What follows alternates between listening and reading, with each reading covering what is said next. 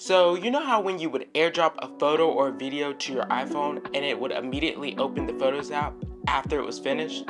Yeah, that was annoying whenever you were doing multitasking, but now that's changed in iOS 17, and this is probably the best update ever.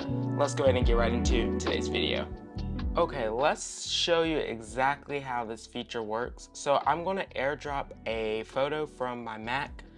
It's just going to be this photo here, and we're just going to airdrop and just say that this is how I use it on a daily basis. I usually have client photos on my computer that I airdrop over so that I can post on their Instagram.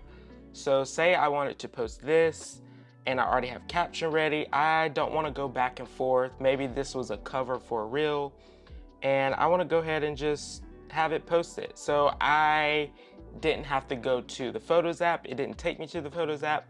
It's all here, ready to go, and I'm ready to go ahead and post.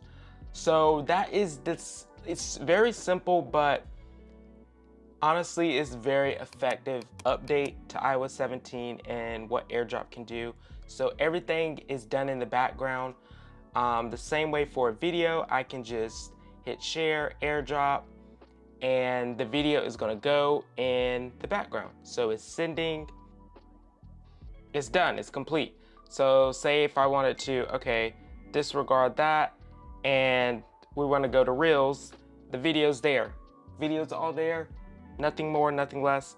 That is the update, and I'm so excited for the final release so that the public can take advantage of this amazing feature. iOS 17 has been released to the public in the fall, so I definitely can't wait for you to try this out if you haven't already.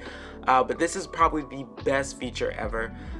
Being able to multitask, still stay in your application while that photo or video is being sent to your phone from maybe your iPad or another phone or your Mac.